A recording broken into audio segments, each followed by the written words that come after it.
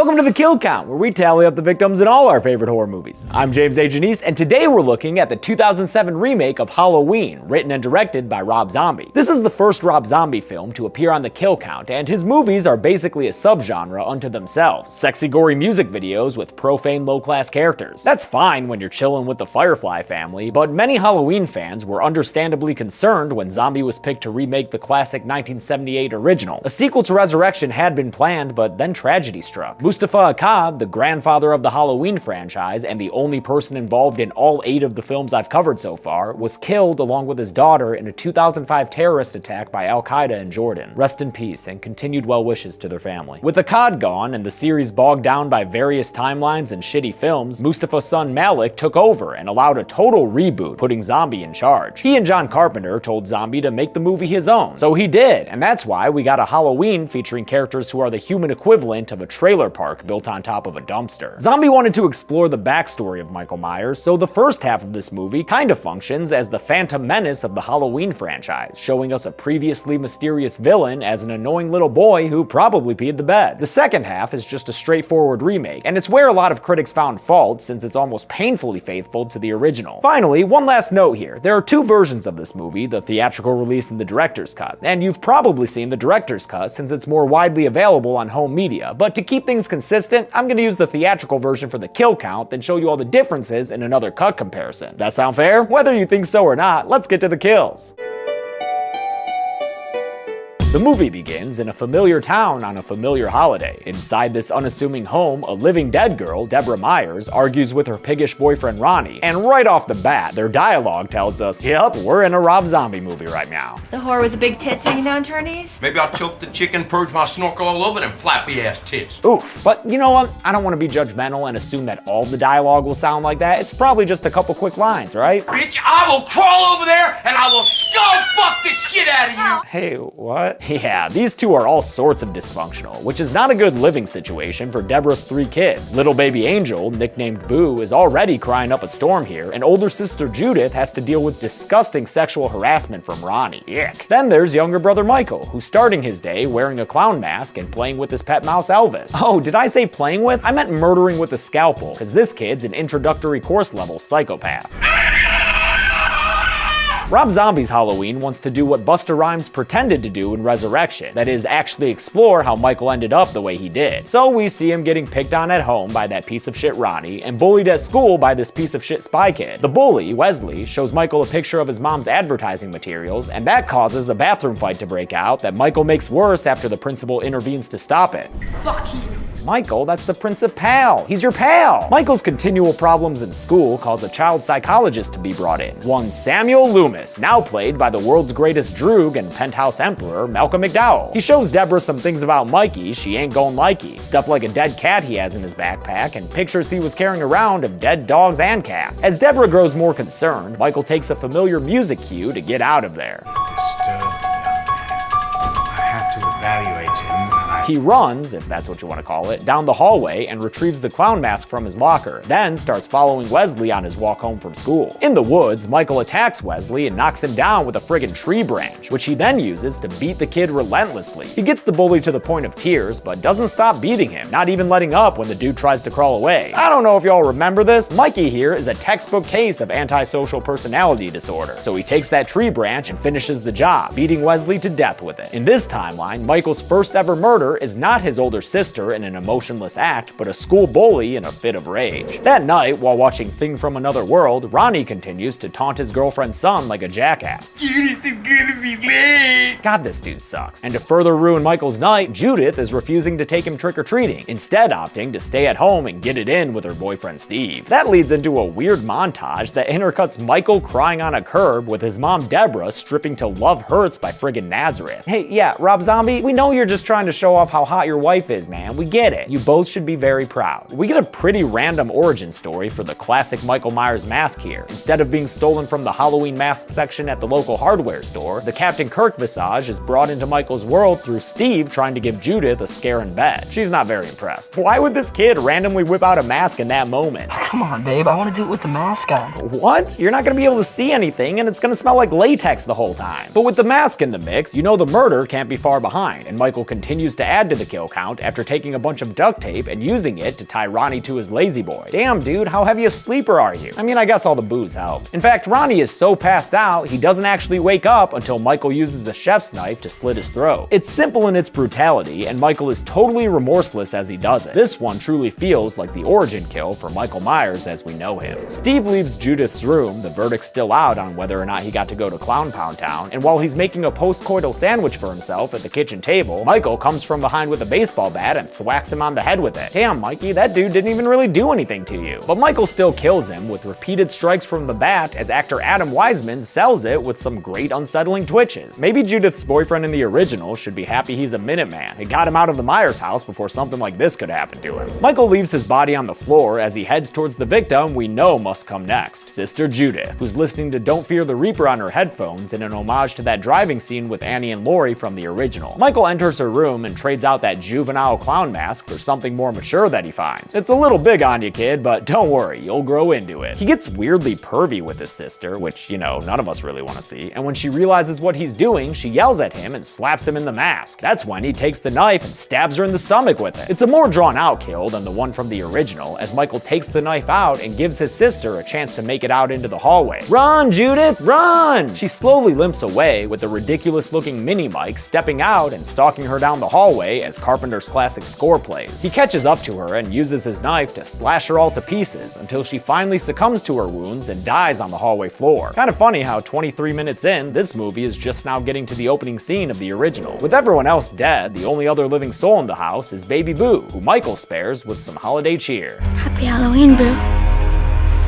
Aw, that's cute. Deborah gets home from work to find Michael sitting on the porch with the baby, but he refuses to respond to her when she asks him what's wrong, her only answer coming in the form of distant sirens growing louder. A stylized news report scene summarizes the victims and showcases Deborah's anguish, and the last shot on this fateful night shows that Michael's gonna be in a smidge of legal troubles. Smash cut to Smith's Grove 11 months later, Michael Myers has now been placed in the care of Dr. Sam Loomis. Their sessions together show that Michael claims not to recall the murders at all. In fact, he asks his mom during a visit if everyone at home is okay. So what, he's also dissociative now? Don't think about it. Here's a random Danny Trejo playing a friendly Smith's Grove staff member named Ismail, who has the same backstory as actual Danny Trejo. I spent a little time behind walls. Yes, he did. Time goes by, and we watch as Michael's emotional and mental well-being deteriorates during his confinement. He hides behind masks and screams about how he wants to go home, until eventually he stops talking entirely to both his mom and Dr. Loomis. A little while after the silent treatment settles in, he ends up killing a nurse played by Sybil Danning by taking a loose fork and stabbing her in the neck with it. The last couple shots we see of Nurse Wynn show her still moving and breathing, but the internet says this is a kill, so I'm not gonna take it away from Mikey. This murder ends up being the breaking point for Deborah Myers, as we see in the ensuing screaming match, where the only thing we, the audience, hear is a persistent alarm siren.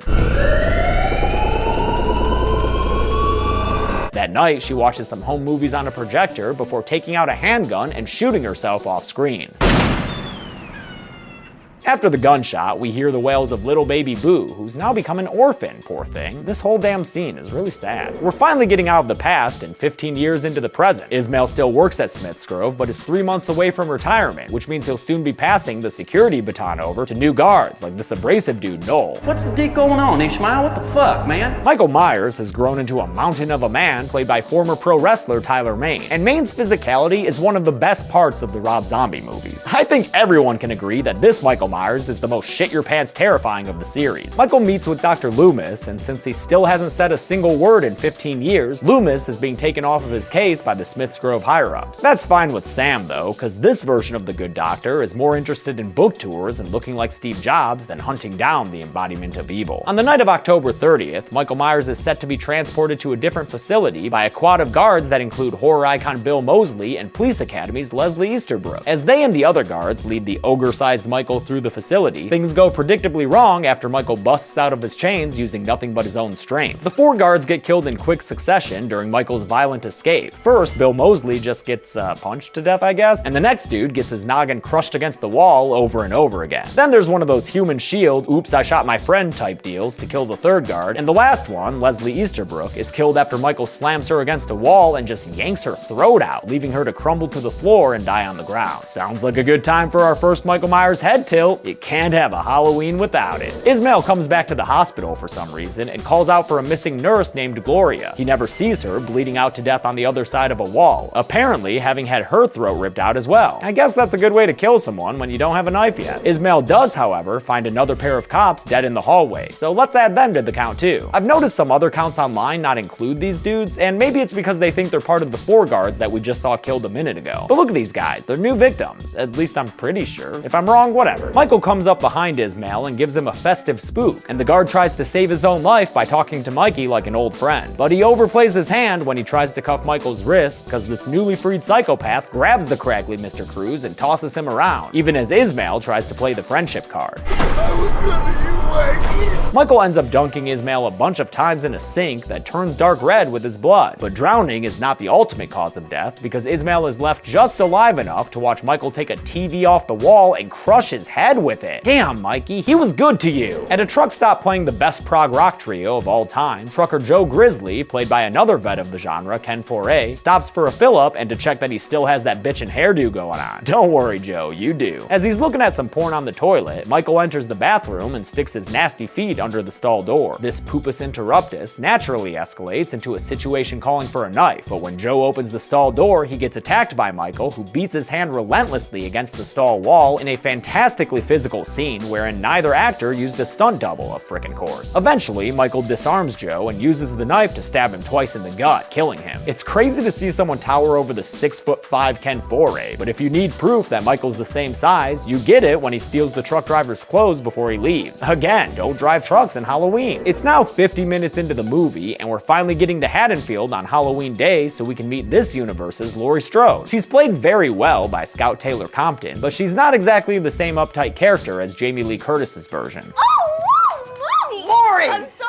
Okay. But like I mentioned in the intro, this movie's second half mostly apes the original, so in no time at all, Laurie's walking to school alongside little Tommy Doyle and dropping off keys at the old Myers house. Michael has already beaten her there, where he somehow knows to dig underneath the floorboards to find his murder mask from when he was a kid. I don't know what it was doing down there, but I will say that I like the nasty grungy mask in these Rob Zombie movies. It looks like it just belongs here, you know? At school, we get a welcome surprise with Danielle Harris playing Annie Brackett, Laurie's friend who was originally played by Nancy Loomis. Their other friend, Linda Vanderklok, is also back, and so is the amazing disappearing Michael Myers, who can vanish into thin air as soon as you take your eyes off him. Spectacular. Our walk down Remake Lane includes nods to original dialogue, Totally wrapped. as well as recreations of original scenes. Annie's dad is still the sheriff in this version, but all due respect to Charles Cyphers, we get an upgrade here since this Sheriff Brackett is played by the voice of Chucky himself, Brad fucking Dourif. Yes! Hell yes! At Smith's Grove, Loomis tells an ice cream man posing as a doctor that Michael must surely be headed for Haddonfield, then goes there himself, where a clown posing as a gravedigger takes him to Judith Myers' grave. They're dismayed to find that it's been decorated with a dead animal, which is a clear signal to Loomis. He knows how Mikey loves to kill animals, that bastard. Apparently, the abandoned Myers house is a hangout spot for Haddonfield high schoolers now, because Linda and her boyfriend Bob go there to bone, not noticing Michael on the balcony. I like that simple change. It makes more sense than fucking in Lindsay Wallace's parents' bed. Bob gets a cramp during sexy times that kills the mood, so he runs outside to get them some beer from the cooler in his van. Wait, this dude's got a cooler full of beer and a van? Man, he's so high school cool. He goes to ghost Bob it up, but unfortunately, the bit is cut short by Michael assaulting him out of nowhere. We all know where this is going. Michael lifts Bob up by the neck against the wall, and after choking him for a bit, takes out his patented kitchen knife. Once again, he uses it to stab through Bob and pin him to the wall, and once again, we're left wondering how we're supposed to believe that a kitchen knife went all the way through a human torso, deep enough into a wall to support his weight, and still shows some blade on the outside. How long are these knives? Upstairs, Linda rolls over to find herself in front row seats at the Ghost Bob show. Lucky, I love that show. Michael makes her get up out of the blankets for that beer, so that means we're gonna be watching a completely naked chick get murdered right now. He grabs her and chokes her to death with his bare hands, no phone cord needed, until her body slumps to the ground. Yeah, if you didn't notice, this movie landed on a track a little bit ago and has a real straightforward ride ahead. But at least the ride has a few fun supporting characters, like Laurie's parents Mason and Cynthia. Cynthia especially is a nice addition to the film, with a fun and vulnerable performance by Kill Count veteran Dee Wallace. Annie picks up Lori from her house for their meeting at the Babysitters Club, and after they leave and Cynthia goes inside, Mason thinks about, oh shit, punch to the face, oh no! Aw man, Michael, you got here faster than I expected. I wanted to watch these two characters for a while, but too late for that, because Michael kills Mason with some knife slashes off screen. He walks in and delivers the corpse to Mason's very shocked and very sudden widow. Michael then corners Cynthia against a wall and gets her screaming and slinking to the floor, and the next time we see her, she's crawling towards a phone. Michael stops her and ends her life with a pretty simple neck snap. Son of a bitch, that was not enough Dee Wallace for me. The next stop on Michael's tour of original Halloween scenes is at Lindsay Wallace's house, where he stands behind her as she watches everyone's favorite movie in these movies, Thing from Another World. He follows Annie and Lindsay out of the house and watches as they walk down the sidewalk to Tommy Doyle's place, where he waits outside as Paul pulls up to pick up Annie. Before she leaves, Annie tells Lori that she's been setting up a blind date for her with, wait, can you guess who? Ben Tramer. Yeah, Ben Tramer! And we all know his reputation as an absolutely explosive lover. You know, just a hunk of burnin' love. Loomis meets up with Sheriff Chucky to tell him and a bunch of giant purple spots on the screen that Michael Myers is in town and a dangerous man. But in his office, Brackett tells Loomis that he's read his book and he thinks he's a charlatan who's inflated the legend of Michael Myers to sell more copies. That all changes when Loomis says that Michael may be in town to hunt down his baby sister, which worries Brackett enough for him to ring-a-ding-ding the Strodes. They can't come to the phone right now because, well, you know, they're dead, and the unanswered call spurs Brackett into action. Back at Lindsay's house, Annie is making out with her boyfriend Paul as we all try to forget that we watched this actress when she was 12. Oh, you wanna fuck me?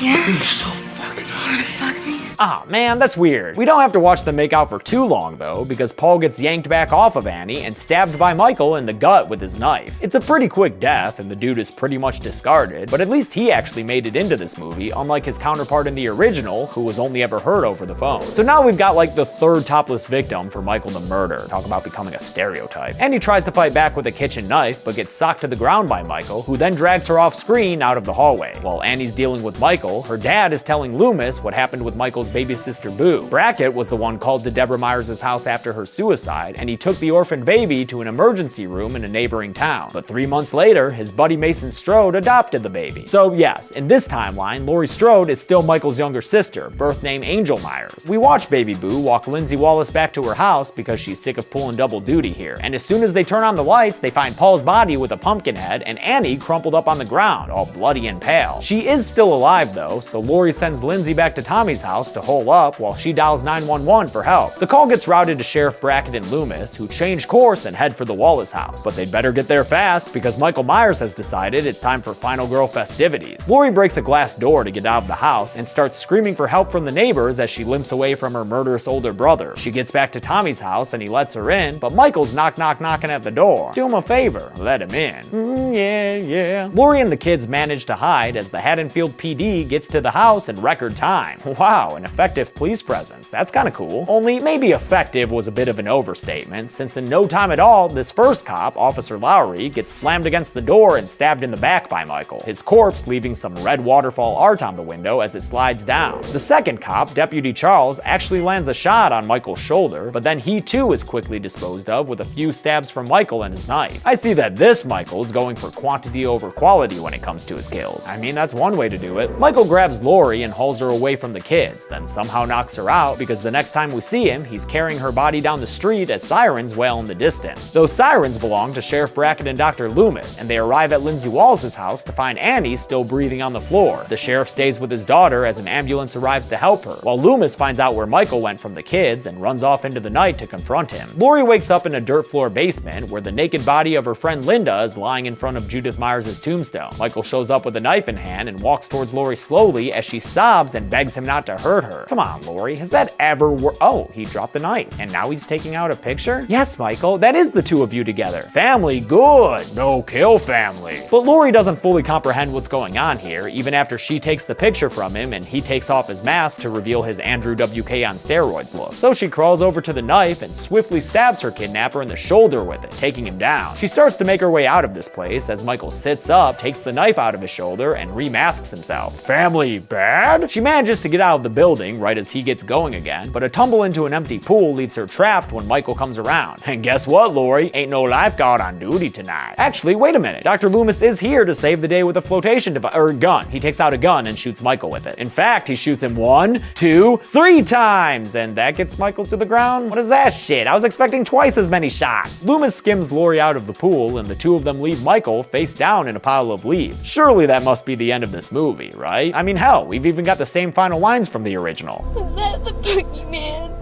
I do believe it was. Oh, just kidding. I guess there's a hidden track on this Rob Zombie album, cause we still going in this bitch. Michael takes Lori as a hostage while Loomis begs him to let her go. It works better than expected, and Michael lets Lori go to attack Loomis. The doctor gets his eyes gouged in pretty friggin' deep there, which knocks him out. Eventually, Lori makes her way back to where Loomis fell so she can grab the gun that he dropped, and to make a long chase scene short, she winds up in the attic. After hearing her above him, Michael tries to fish her out of there by busting up the ceiling. He never lands a direct hit on her, but she eventually falls out of the attic through the ceiling on her own. Right as she stands up and woozily aims her gun, Michael charges at her and knocks her through a wall and a balcony straight into a smash cut to black. And fun fact, stunt coordinator Ron Hutchinson actually told me that this was the most difficult stunt to pull off out of both Rob Zombie movies. We come back up on the siblings lying in a bloody heap on top of each other. Lori reaches over to get the gun and then straddles herself on top of her enormously big brother to finally put him down. The movie ends with him grabbing her hand right as she fires the gun into his head, and Lori screams herself silly as police sirens draw nearer. Did this remake wind up with the same number of kills as the original? You already know the answer is hell nah, but let's get to the numbers anyway. Look at me, I'm Deborah Myers. I'm a sexy dancer. Right? Right?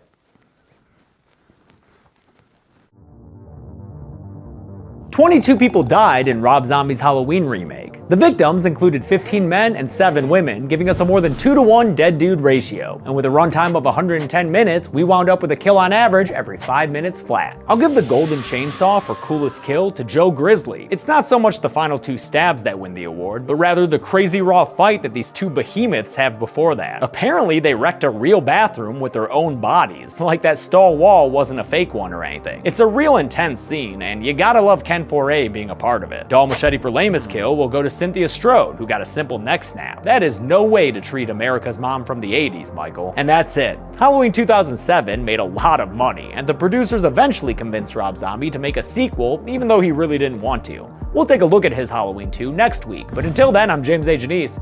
This has been the Kill Count. Thanks a lot for watching this week's Kill Count. I want to thank a couple of patrons like Noah Anderson, John Carr, Ozzy Hernandez, and Philip King. You may have noticed that my mask has a whole bunch of writing all over it. I'll release a video soon showing what happened, but I actually went to the Halloween 40 convention and got signatures from all the Michael Myers actors. There are 11 signatures there from 11 of the dudes who played Michael Myers. Alright, thanks everyone, be good people.